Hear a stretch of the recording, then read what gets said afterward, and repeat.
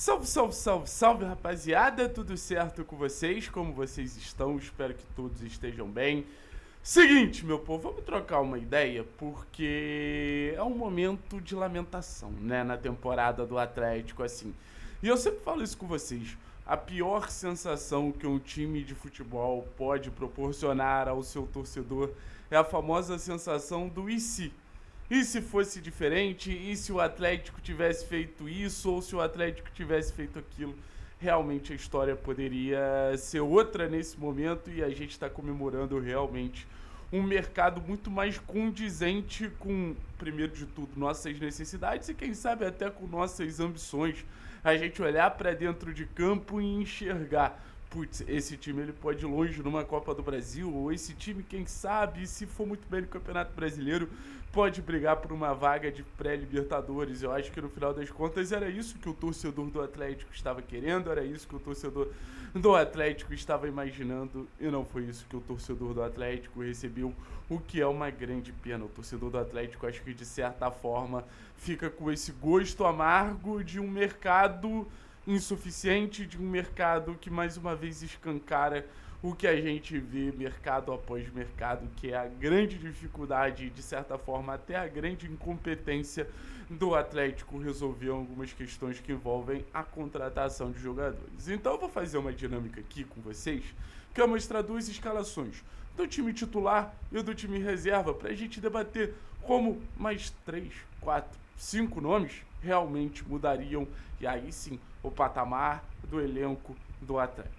Nomes que talvez nem tenham saído na mídia, mas eu vou trazer aqui pra vocês, beleza? Vou pedir pra você deixar o like, se inscrever no canal se eu esqueci de algum nome que poderia ter sido um bom reforço e que o Atlético chegou a sondar, chegou a entrar em contato. Eu conto com a moral de vocês, beleza? Então vamos lá. Vou trazer aqui as duas escalações. Deixa eu travar a primeira, a do time titular. Santos, Mijan, Teran, Arthur Dias. O Mijan, zagueiro do Nacional, que acabou de acertar com o Fluminense, que tem um valor ali cerca de 5 milhões, 4 milhões e meio. O empresário falou que seria um negócio possível. Aí a gente tem Mendonça, Portilla, Zapelli, Lucas Esquivel, C3, Julimar e o Kevin Viveiros. Então, no final das contas, o que a gente traz aqui? Dois reforços para o time titular. O Mijan, que seria aí sim aquele zagueiro referência, vem de muitas temporadas em alto nível no futebol uruguaio e o Atlético se recusou de pagar um valor extremamente justo para um jogador que seria a maior liderança na defesa que o Atlético poderia ter.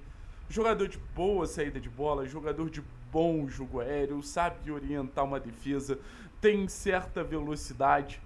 E o Atlético abre a mão da contratação do Mijan, que, volto a dizer, foi oferecido. Então, para um jogador ser oferecido aqui, ele aceitaria vir para o Atlético. E 4 milhões, gente, eu sei da realidade do clube. Mas 4 milhões hoje no futebol para você trazer um jogador que te traz, ou provavelmente te traz uma certeza, é sim barato. É sim um valor quase que irrisório perante ao retorno que você tem.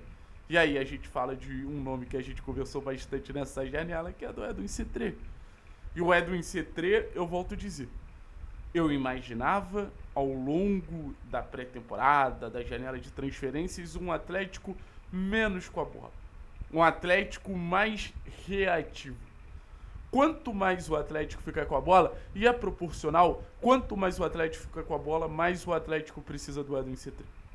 Que, volto a dizer, não é o jogador para atacar espaço, é o jogador para criar espaço. É o jogador para gerar situações nesse mecanismo de drible, de conexão, de encontrar a brecha na defesa adversária que nem todo mundo viu. E o Edwin C3 ele poderia ter sido fundamental para o Atlético. Fundamental. Com a capacidade técnica que ele tem de drible, de capacidade criativa, de associação.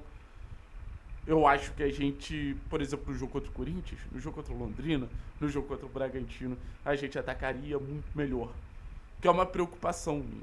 Apesar do grande número de chances criadas, eu vou ser bem sincero com vocês, eu não vejo o Atlético atacando bem.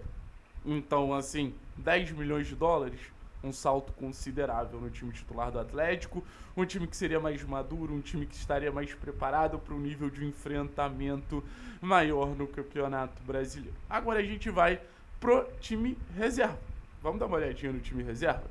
Que teria, Mikael Benavides como zagueiro, Juan Felipe Aguirre e o Dantas. Thiago, 3 milhões de dólares no Dantas é caro.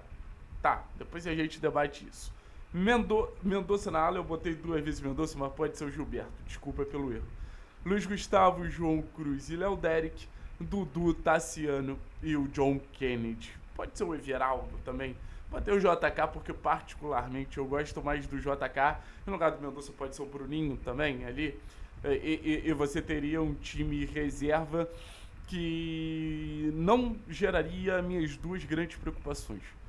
Primeiro de tudo, você não teria um time reserva tão cru, apostando tanto em jogadores da base.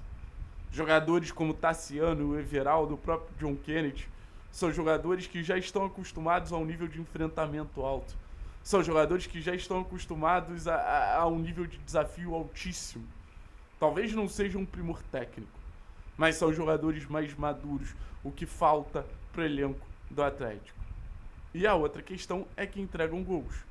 Entregam uma certeza ali de, se tiver uma boa minutagem, 6, 7, 8 gols na temporada de um Atlético que falha muito nesse momento da finalização. Everaldo, beleza, quis ir pro Bahia apesar da boa proposta do Atlético.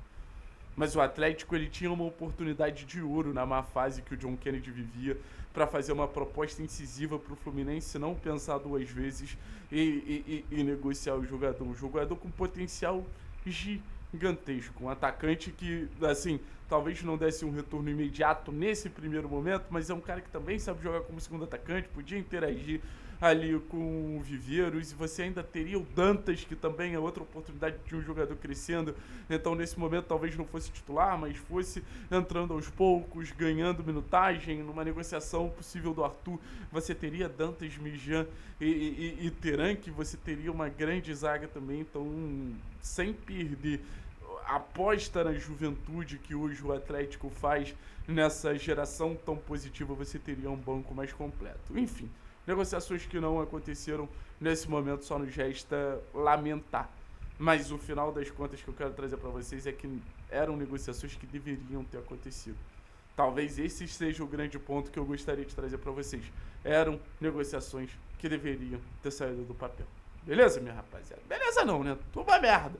Mas enfim, quis trazer essa visão para mostrar como esse time, ele é quase bom.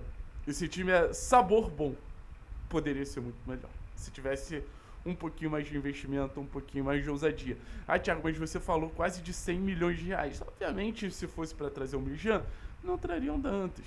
Obviamente, se fosse para trazer um C3, pensaria 2 vezes e trazer um Tassiano. Então, obviamente, a gente iria escolhendo ali. Mas estou mostrando que, como as pecinhas bem encaixadas, fariam esse time ter um sentido muito maior. Valeu, pessoal? Tamo junto.